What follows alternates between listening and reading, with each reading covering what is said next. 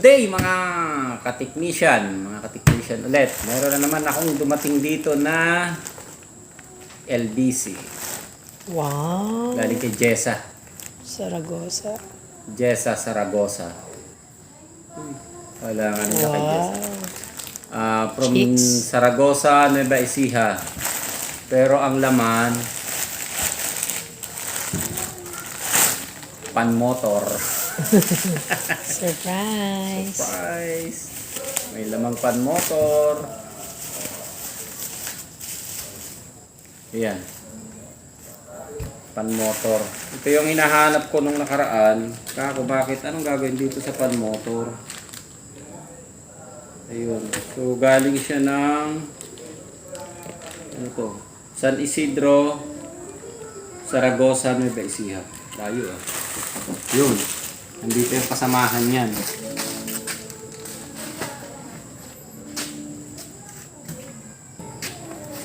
Ayan, so ito yung kasamahan niya. Galing ng Nueva Ecija. So pinadala pala yung pan motor. Okay, so ito yung i-check natin ngayon.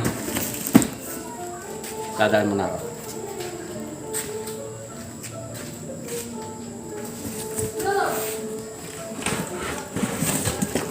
Yan. Saragosa, Nueva Ecija.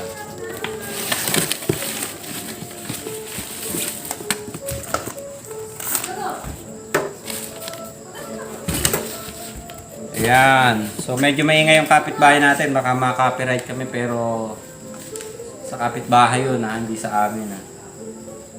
Yan. So may love letter pero walang yan. Ito lang nakalagay. Wala nang laman yung kahon.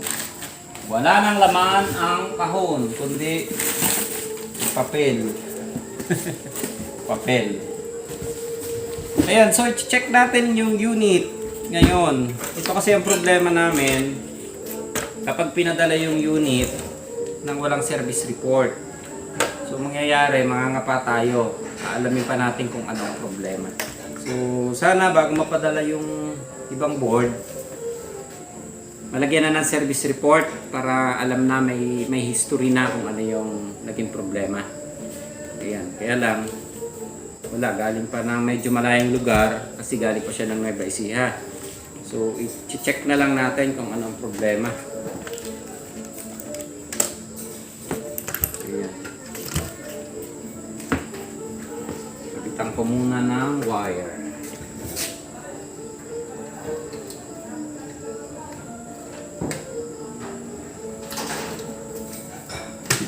Ayan. So i-assemble ko muna ito. Medyo may kasiyahan ng konti doon sa kapitbahay namin. Ikakat lang namin bahagya yung video. Pero i-assemble ko muna siya. Para makita natin yung problema. Ano? Okay?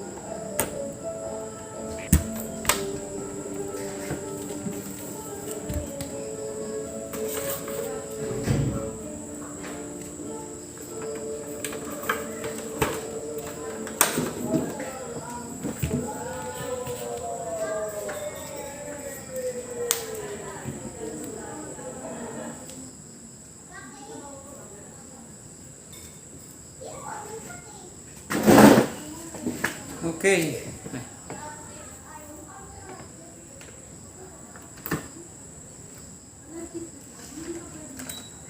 Ayan, so may power naman siya.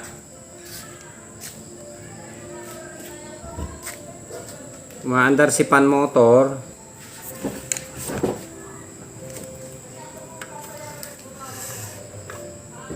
And yun, may power din yung pinaka-outdoor natin. Yun o. So nakikita na nagbi-blinking. So, ngayon, hindi natin alam kung ano yung error na lalabas dito. Dahil wala kasing service report na sinama, hindi namin kung ano yung alam yung history or yung talagang defect niya. Ayan. So, standby ko lang ito kung may lalabas na error and kung aandar yung fan motor natin. Okay? A few moments later. So, okay. Ayan. Kanina ko pa siya binuhay. So, mga 15 minutes na siya. So, nag-standby ako ng mga 15 minutes.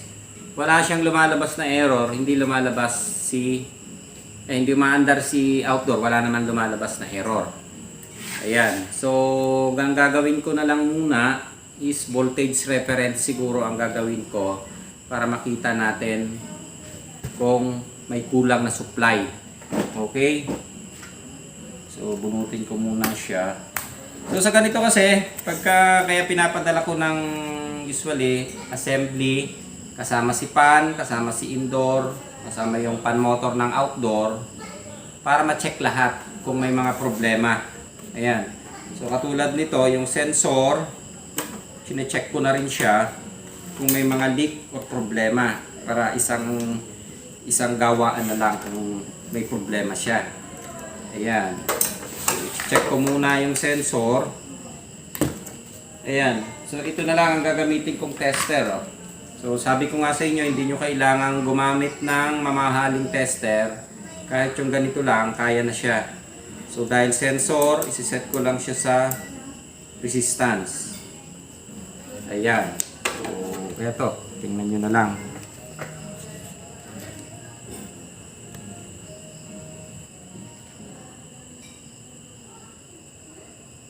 Anong value to? Yun, 4.2. Okay. So, 8.4. So, okay yung ating sensor. So, ito baka magtaka kayo dito sa isang sensor na ito. Ito yung may kulay white and red. So, may mga nagtatanong bakit daw change value or kasi ang reference nila sa ibang brand. So, kaya sa ganitong brand, yung kay LG, ganito talaga yung lumalabas na nasa 100. Teka, umayos.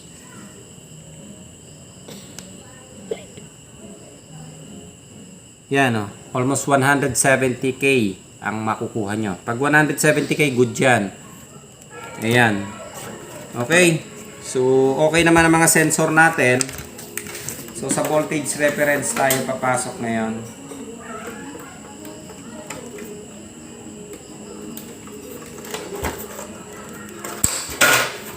Ayan. So, i-review ko lang muna yung ating voltage reference na ginagamit. May pagkakaiba ito dun sa ibang brand ha. Kasi ang ginagamit nito medyo mataas. Like yung 12 volts niya na ginamit is nasa 14 volts. And yung 15 volts, ganun pa rin siya.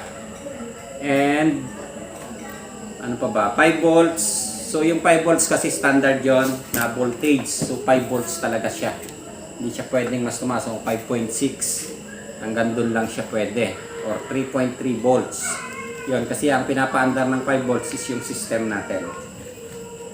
Ayan, so lalagyan ko lang ng ilaw, medyo madilim sa mata. Ayan, so ito rin lang ang gagamitin kong tester ha. Ayan, okay. So, isaksak natin.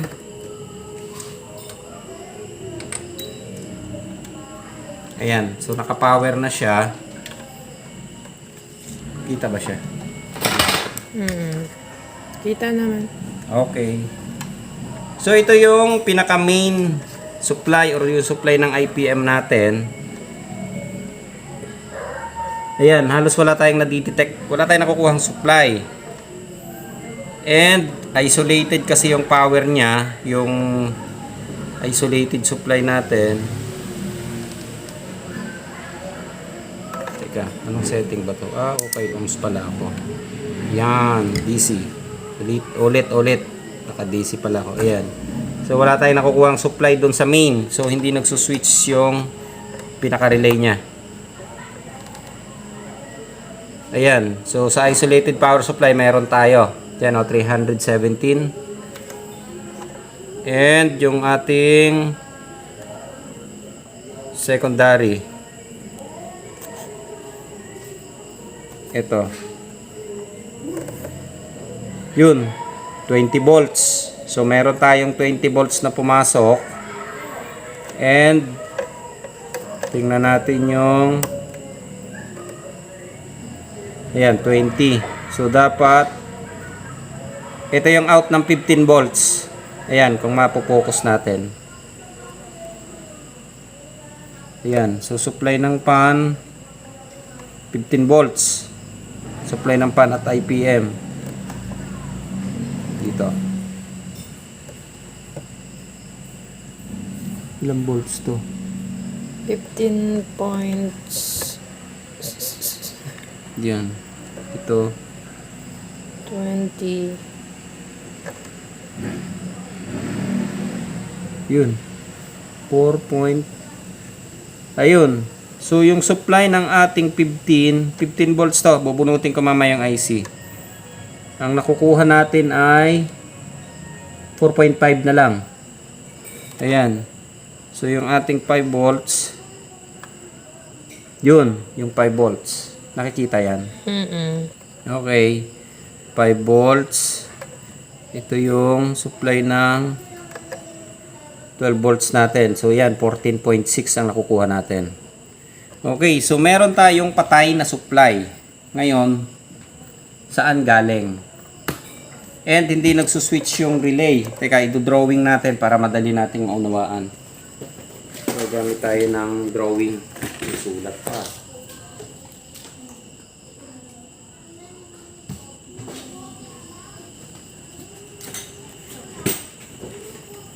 Sana gumagana ito. Layo natin. So, binulot ko muna. So, para lang maunawaan natin, gumamit siya ng isolated. Yung ginagano natin, ay, isolated. Yun. Ayan, so may isolated power supply siya. Ito yung 5, ito yung nakuha natin na 14.5 volts. And yung isa is 20 volts. So ayan. So diode dyan ha.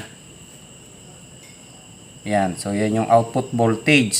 So yung 20 volts, dumaan siya ng pangit ha. 78.15. Yun yung in, ground, ito yung 15 volts niya. Okay? So yung main supply naman natin, ito. Yung capacitor. Teka mamaya, babalik na rin ko mamaya. Nakahiwalay siya. So ito, so pumasok na yung AC dito, 220. So nakahiwalay, dumaan ang relay yung papunta dun sa okay, so nalilito ako nga. Ayun. Papunta dun sa main. Yan. So isa lang yung input pero dumaan ang switching pa. So kailangan mo nang umandar, nakahiwalay to. Yung isolated supply, nakahiwalay siya, isolated nga eh. Nakahiwalay siya. So isuswitch niya muna yung relay para magkaroon ng supply ang IPM. So dinirekta ko na ha. IPM. May dadaanan siyang relay. So, ipapakita ko sa inyo to. Actual. Teka. Kalasin ko muna.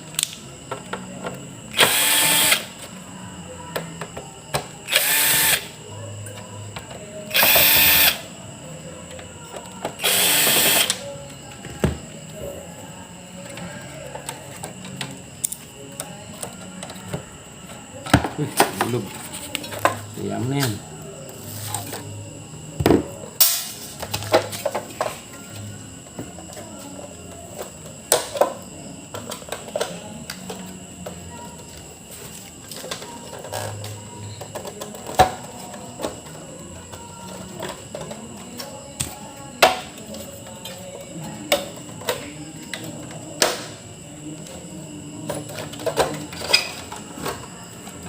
Ayan. Okay. So So yung supply na sinasabi ko sa inyo, yung naka-isolate, ito yan. Ito, doon sa dalawang capacitor na malaki. And gumamit siya ng hiwalay na para dito, yung ginagano natin na isolated supply. Ito yung capacitor na ginamit niya. Ito yan. Yan. So, hindi kayo malilito kasi section by section siya. So, ito yung section na yan. No? Yan. So, ito yung supply ng isolated. Gumamit siya ng hiwalay na capacitor. And, napapansin nyo yung kulay blue na ito. Ito yung relay switch na galing sa system. So, isuswitch ng system. Hindi siya magsuswitch kung may nadidetect siya. Katulad nito, may kulang tayong supply. So, hindi niya sinuswitch yung relay. Papunta doon sa main filter capacitor natin para masupplyan yung IPM natin. Ito yung IPM natin. Ayan. Ito yan. Yung supply. So, dumaan ang capacitor, dumaan ang diode ng MOSFET and yun, yung IPM. So, hindi siya, nagpo-protect siya dahil may patay tayong supply. Nawawala yung ating 15 volts. Ayun. So, huli na natin dahil meron tayong 5. Ang nawawala natin is 15. Ayan. So, ang supply niya, kinuha rin sa pan motor. Ay, supply din ng pan motor yung ating 15. Teka, makukuha natin sa analog. Ito na lang. May ba? Yun. Okay. Para lang makita nyo. Okay. So, ito yung 15. Okay na yun. Ano lang naman. Yan o. Ito yung 15 papunta sa pan. Yan o. So, yung supply out na 15, didiretso yan sa pan. So, dumaan ng isang diode. Ayun o, diode. Ito yan. So, tumawid ng diode. Ito yung 15 volts. Papunta siya dito. Yun. Okay. So, medyo malinaw na. Pag 15, papunta rin sa pan. So, doon sa nakikita natin na design na pinapakita natin, halos wala rin siyang pinagkaiba. So, nagkaiba lang siya ng konti dito sa relay kasi hindi siya nagkakasupply doon sa main capacitor kung hindi magsuswitch yung relay. Pero almost the same din ng design ng iba. Ayan. So, tanggalin ko muna yung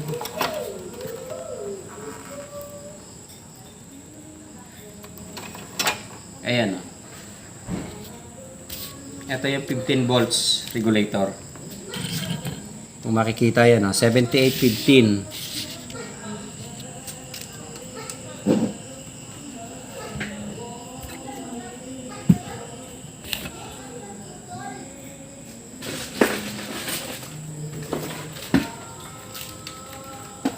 Okay. So, itry nating supplyan para makita nyo.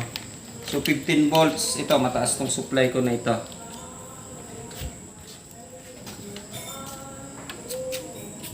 So, nag-umpisa sa kaliwa ang input.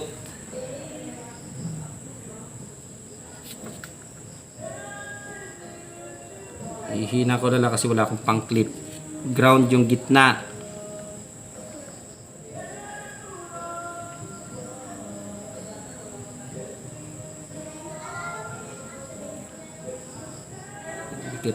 Ayun.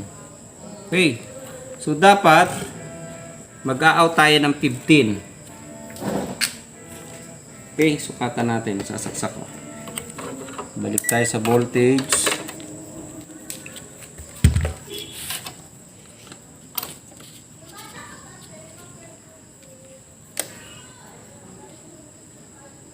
So, gitna ang ground. Ayun. Yan, so 18 volts. 18 volts yung nasa kaliwa. So dapat 15 ang i-out niya. Yan o, 4.7 lang nakusukat natin. Yan. So ibig sabihin, sira yung ating pinaka-regulator. Ito. So gagamit tayo ngayon ng supply pa. Yung mahiwagang 15 volts.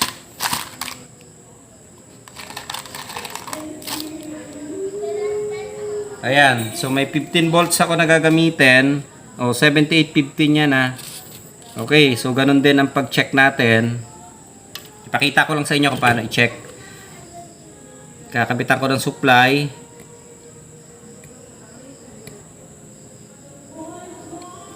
Ay, dumikit. Yun lang, minakanta. Mamaya kakanta rin ako.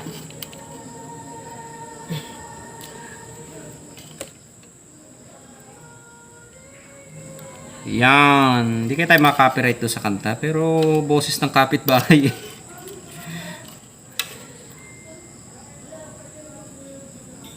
Ayan. So, hininang ko lang muna ito ha. Para lang makita nyo yung pagkakaiba. Yan.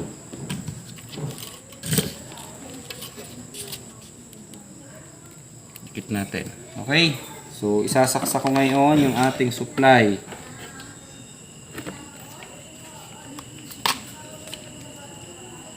Okay. Ground ang gitna.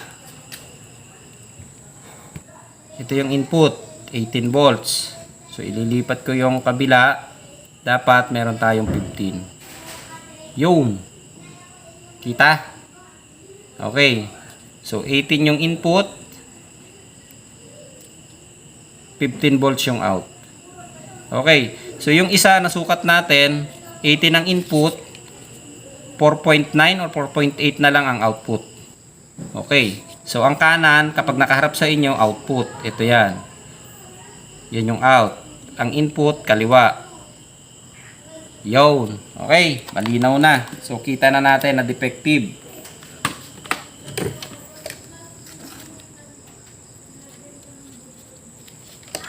Yun, huli na natin yung sira.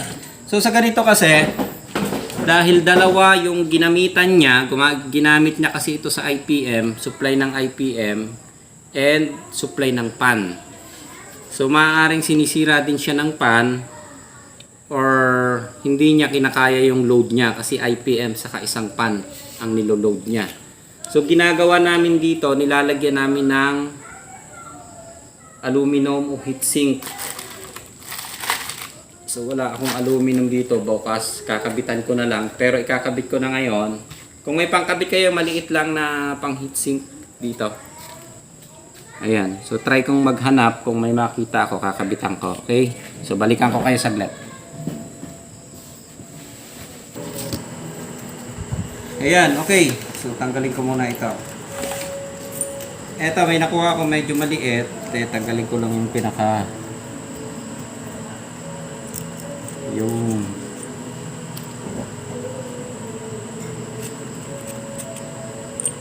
ayan. So ganito yung ginaganon ko, yung aluminum siya, yung pinaka heatsink niya, para yung init ng IC lilipat doon. Ayan, kaya lang problema ko, maliit yung posisyon niya.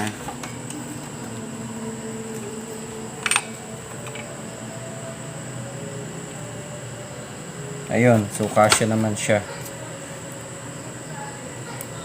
Okay.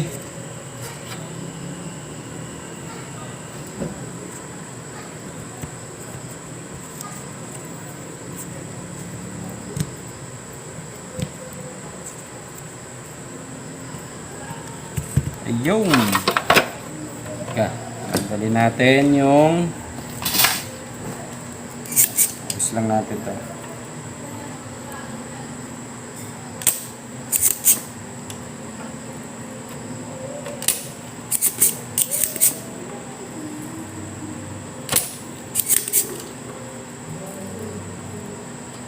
Hindi ba yung electric fan? Patayin ko lang electric fan.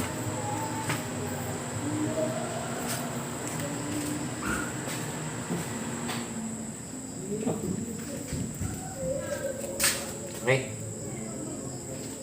Ayan, so pinatay ko lang electric fan kasi mahangin.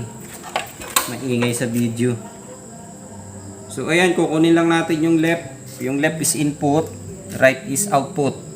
Okay, so ganun din ang posisyon. So yung kanina, ganito lang siya, nilagyan ko lang ng aluminum o yung heatsink. Yun, teka, tutupi ko ng konti.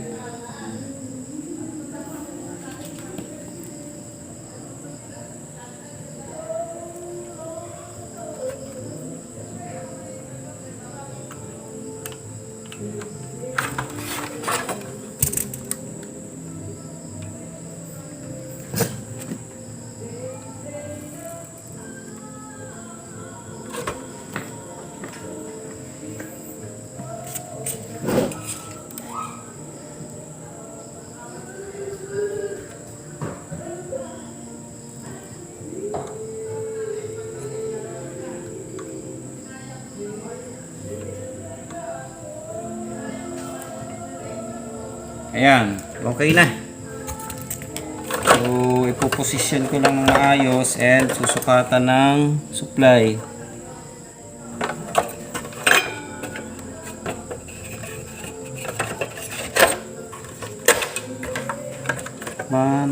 Okay.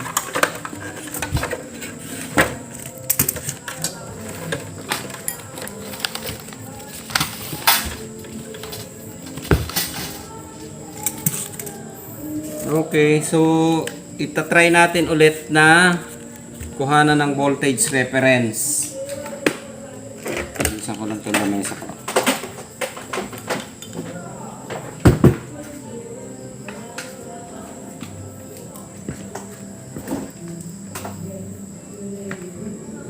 Mali. Okay.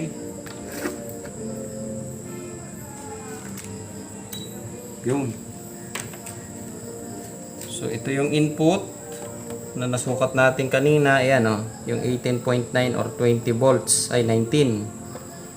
Ito yung out. Nagda-drop pa to. Okay. Yun. Ito na yung 15 na nawawala kanina. Yun. So, okay na. Meron na tayong 15 volts. Meron tayong input na yun yung 18. Ito yung 15. Okay. So, kakabitan ko lang ng compressor. Tingnan ko kung aandar siya.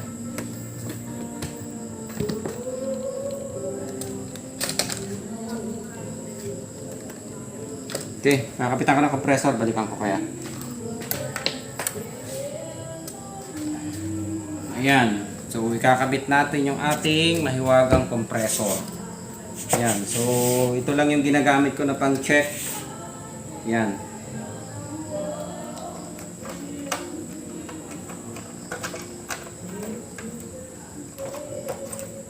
Ground. Nakasaksak eh. Hindi. Tanggal yun. Ground ng ano yun. Ng capacitor. Ayan. So, W is yellow. Saksak ko na lang siya dito.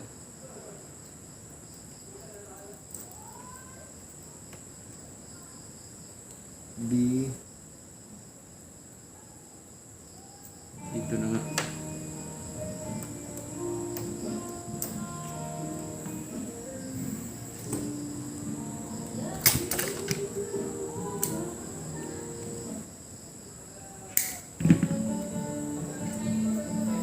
Dinig ba yung sounds sa labas? Parang, Malakas. dinig ko eh. Oo nga no.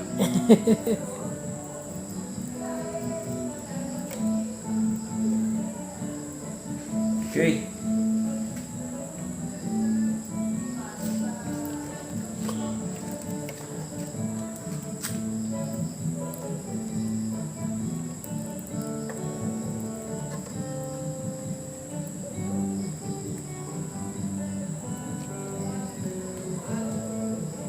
Yan. Okay. So, kinapit ko muna yung compressor. Try natin kung aandar. Medyo maingay yun sa may... Teka. Tayo po konti ilaw.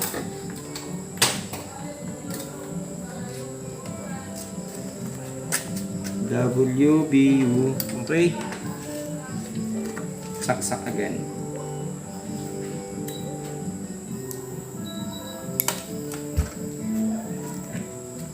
Ayan. So, sukatan ulit natin ang voltage. Yung nawawalang supply kanina, yung sabi ko sa inyo na hindi nagsuswitch yung relay na papunta doon sa IPM, tumaan siya dito.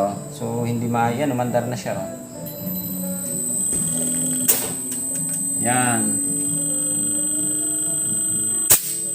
Okay na, mandar. So ito yung supply na yun, Yun. Meron na siya. So nag-supply dito kasi maandar na rin yung compressor natin. Yan. Okay na. Yan. Medyo nawawala na ako sa focus kasi medyo maingay dun sa labas. Ayan. So medyo naunawaan naman yata yung ating nilabas na video. So ang problema natin yung 15 volts na nawawala. Sira yung pinaka-regulator. Ito. Yan. Ito. So ito yung pinalitan natin.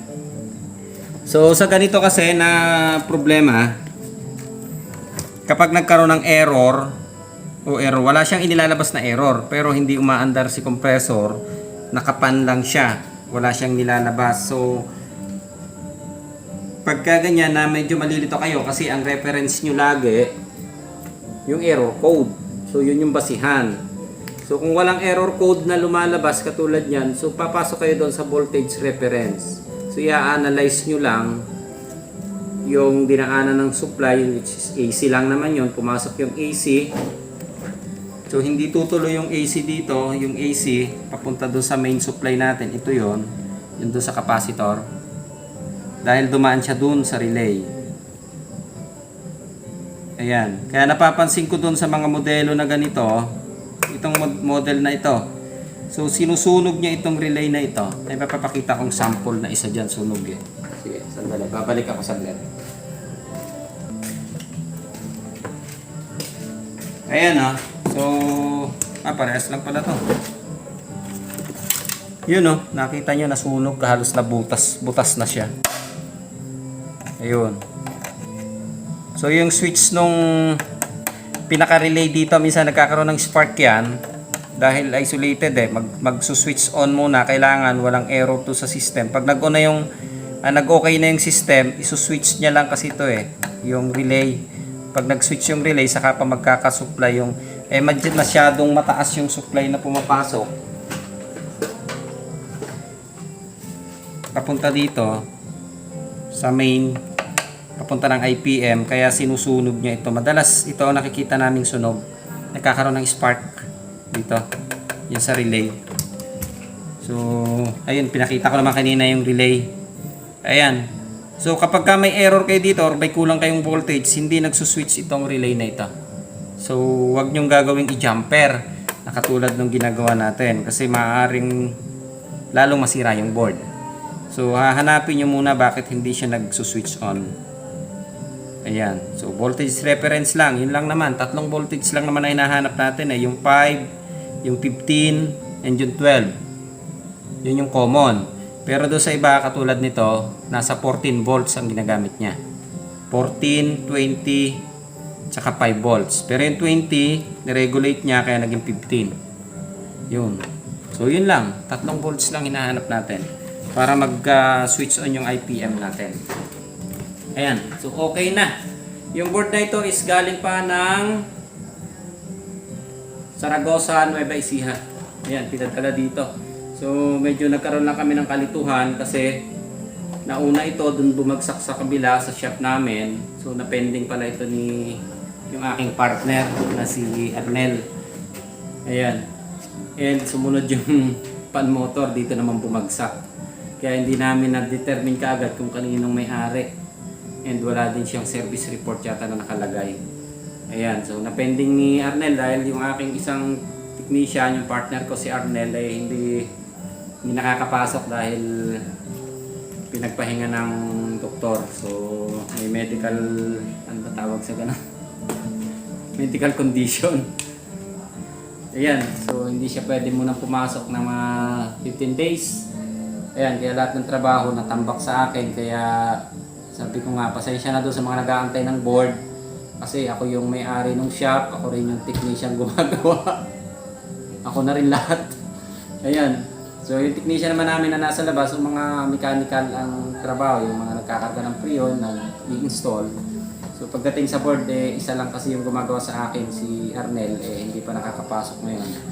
Kaya ako ulit ang gumagawa. Ayan. So ito, okay na itong board na to. Pwede na akong ipabalik bukas. Okay? Ayos.